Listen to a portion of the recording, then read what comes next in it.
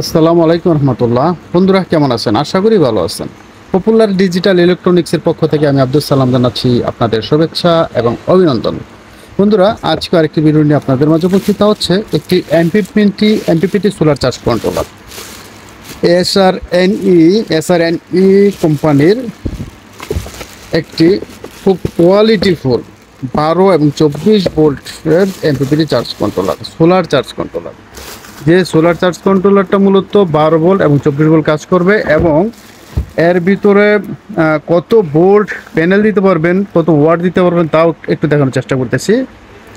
এখানে 12 volt 24 volt automatic কাজ করবে, আর 60 এম্পিয়ার পর্যন্ত সে নিতে পারবে। কারেন্ট চার্জ দিতে পারবে সে 20 এম্পিয়ার, আর 100 ভোল্ট পর্যন্ত প্যানেল দিতে পারবেন আপনি। তার মানে যদি 24 ভোল্টের প্যানেল দেন 4টা প্যানেল দিতে পারবেন সিরিজ করে। আর এমপিপিটির একটা বিষয় হচ্ছে ভোল্ট আপনাকে বেশি দিতে হবে। পিডব্লিউ এর মতো যত ভোল্টের ব্যাটারি তত ভোল্ট কিন্তু না। অর্থাৎ ভোল্ট যদি হয় 12 হোক বা 24 হোক, 24 ভোল্টের মধ্যে আপনার মোটামুটি 48 ভোল্ট বা 60 ভোল্ট বা এরকমটি দিতে হবে। আর 48 ভোল্টের ক্ষেত্রে 120 ভোল্ট দিতে হয়, আর 12 ভোল্টের ক্ষেত্রে 24 ভোল্টের উপরে কিন্তু প্যানেল দিতে হয়। তো এসআরএনই মডেলের এই এমপিপিটি সোলার চার্জ কন্ট্রোলারটা কিন্তু খুবই হেভি এবং পাওয়ারফুল। পেছনের এই সেটটা যদি আমরা একটু আপনাদের দেখাই, এখানে টেম্পারেচারের সেন্সর, যদি এগুলো থাকে না প্রয়োজন নাই।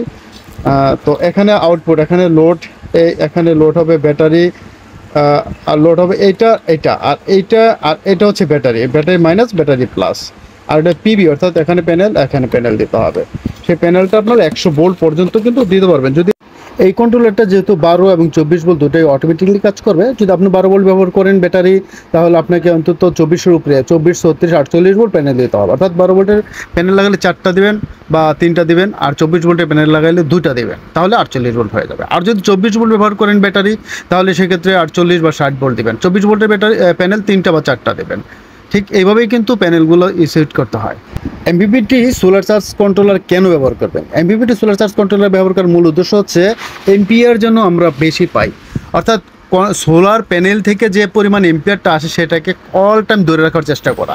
যেমন সূর্য যদি কমেও যায়, যে পর্যায়ে প্রথম অবস্থায় অর্থাৎ সূর্য থেকে সর্বোচ্চ অবস্থায় যে পরিমাণে এম্পিয়ার পাওয়া গেছিল ঠিক সেই এম্পিয়ারটা ধরে রাখার জন্য চেষ্টা করা এবং ধরে রাখা, এটাই হচ্ছে মোট এমপিপিটির মূল কাজ।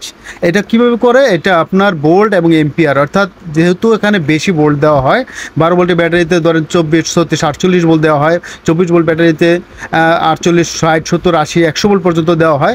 সেই ভোল্টটাকে এবং এম্পিয়ারকে সামঞ্জস্য করে, প্রয়োজন ভোল্টকে কমিয়ে এম্পিয়ারকে রেডি করে, এম্পিয়ারকে বুস্ট করে তারা চেষ্টা করে সেই সর্বোচ্চ পরিমাণে এম্পিয়ারটা সে যেন এখানে দিতে পারে।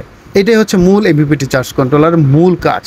এই কন্ট্রোলারটার ওজন কিন্তু প্রায় 4 কেজির কাছাকাছি, অনেক ওজন, মানে শক্তিশালী একটা এমপিপিটি চার্জ কন্ট্রোলার। তো এই কন্ট্রোলারটা যারা নিতে চান নিতে পারেন। এটা একটু কম দামে পেয়ে যাবেন, যেহেতু এটা মার্কেট প্রাইস 17 থেকে 18,000 টাকা। তো আমরা চেষ্টা করবো যদি একটা প্রোডাক্ট একটা আমরা কমে দেওয়ার জন্য। তো ভালো থাকবেন, নেক্সট ভিডিওতে আমন্ত্রণ থাকবো। আল্লাহ হাফেজ, আসসালামু আলাইকুম ওয়া রাহমাতুল্লাহি ওয়া বারাকাতুহু।